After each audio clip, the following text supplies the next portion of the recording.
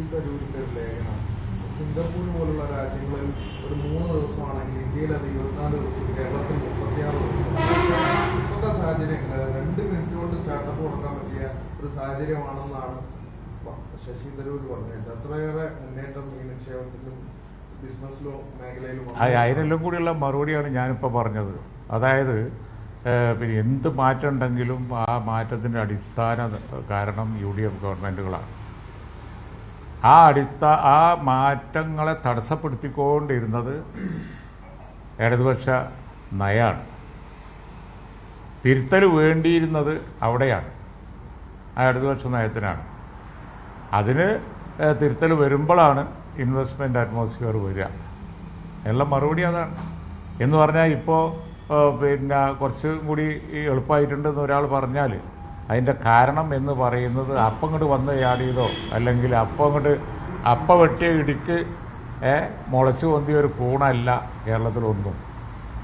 കോൺസിക്യൂട്ടീവായിട്ടുള്ള വളരെ ഞാൻ നേരത്തെ പറഞ്ഞതുപോലെ UDF ഗവൺമെൻറ്റുകളുടെ ശ്രമഫലമായിട്ട് വന്നതാണ്. അതിനുണ്ടായിരുന്ന തടസ്സം എഞ്ചിനീയറിംഗ് കോളേജ് ഞാൻ പറഞ്ഞത് ഒറ്റ സ്റ്റാർട്ടപ്പ് വരുമായിരുന്നു.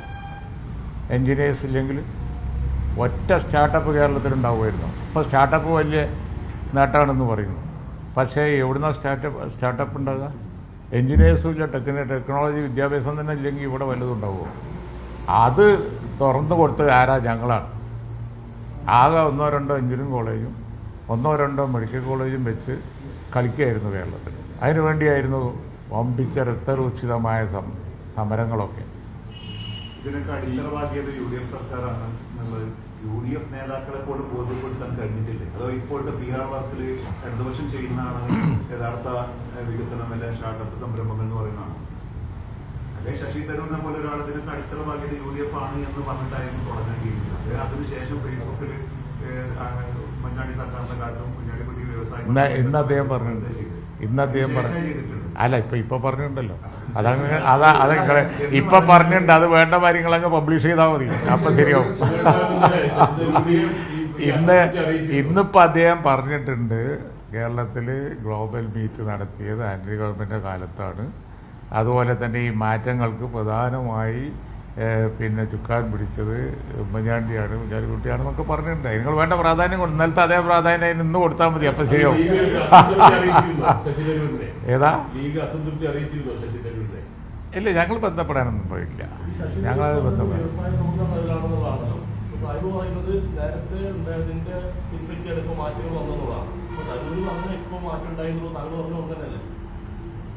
അല്ല, അത് പിന്നെ ഇപ്പോൾ നിങ്ങൾ വേറൊരു ഉദ്ദേശം വെച്ച് ചോദിക്കുകയാണ്, അതിന് ഞാൻ മറുപടി പറയുന്നില്ല. കാരണം എന്താ പറയുക, ഞാൻ പറഞ്ഞത് വളരെ കൺവിൻസിങ് ആയിട്ടുള്ള ഒരു കാര്യമാണ്. അതായത് പിന്നെ എന്തെങ്കിലും നേട്ടം ഇന്ന് കേരളത്തിലുണ്ടായിട്ടുണ്ട് എങ്കിൽ കഴിഞ്ഞ കാലങ്ങളിൽ UDF ഗവൺമെൻറ്റിൻ്റെ അശ്രാന്ത പരിശ്രമം അതിൻ്റെ പിറകിലുണ്ട്. നിക്ഷേപ അന്തരീക്ഷം അതാത് കാലത്ത് ഇല്ലാതാക്കാൻ വേണ്ടി വളരെ നെഗറ്റീവ് സ്റ്റാൻഡ് എടുത്തത് ആ കാലത്തൊക്കെ ഉള്ള ഇടതുപക്ഷ നയം അതെല്ലാവർക്കും അറിയാവുന്നതാണ്. ആ നയം എന്ന് പറഞ്ഞത് ഇപ്പോൾ മൂന്നാറിലുണ്ടായ കാര്യമൊക്കെ നമുക്ക് വെച്ചാൽ കറുത്ത പൂച്ചയും വെളുത്ത പൂച്ചയും ഒക്കെ നടന്ന് JCB കൊണ്ട് നടക്കുകയായിരുന്നു. അത് ഇൻവെസ്റ്റ്മെൻറ്റ് ഫ്രണ്ട്ലി ആറ്റിറ്റ്യൂഡാണോ? ഇതൊക്കെ എല്ലാവർക്കും അറിയാവുന്ന കാര്യങ്ങളാണ്. ഇപ്പോൾ മാറ്റം വന്നിട്ടുണ്ട് എങ്കിൽ ആ നയത്തിന് മാറ്റം വന്നാൽ ഗുണമുണ്ടാവും. ഈ ശശി തരൂരിന്റെ നിലപാടിനെ ആ ലേഖനത്തിൽ പറഞ്ഞ കാര്യത്തെ പൂർണ്ണമായിട്ട് കോൺഗ്രസ് നേതാക്കൾ തള്ളിയിട്ടുണ്ട്. VD സതീശൻ പറഞ്ഞത് പാർട്ടി നിലപാടല്ല എന്നുള്ളതാണ്. ഇപ്പോൾ സ്വാഭാവികമായിട്ട് മുസ്ലിം ലീഗ് എങ്ങനെയാണ് വരുന്നത്? മുന്നണിയെ പ്രതിസന്ധിയിലാണ്. ഞാൻ ഇപ്പോൾ ഇൻവെസ്റ്റ്മെൻറ്റ് ഫ്രണ്ട്ലി അല്ല കേരളം എന്നുള്ളൊരു ഡിബേറ്റ് വന്നപ്പോൾ അതിൽ പങ്കെടുത്ത് ചർച്ച നടത്താൻ പൊളിറ്റിക്സ് ഇപ്പോൾ പറയുന്നില്ല. ഇത് സംബന്ധമായ പൊളിറ്റിക്സൊക്കെ പറയണം എന്നുണ്ടെങ്കിൽ പറയേണ്ട സമയത്ത് പറയേണ്ട രീതിയിൽ പറയാൻ അറിയാവുന്ന സംഘടനയാണ് ഇന്ത്യൻ യൂണിയൻ മുസ്ലിം ലീഗ്. പറയേണ്ട സമയത്ത് പറയേണ്ടതായ രീതിയിൽ എല്ലാവർക്കും മനസ്സിലാകുന്ന ഭാഷയിൽ ഞങ്ങൾ പറയും. പറയേണ്ട ആവശ്യം വരുമ്പോൾ പറഞ്ഞോളാം. ഇടയ്ക്കിടയ്ക്ക് പറഞ്ഞു കൊടുക്കണ്ട,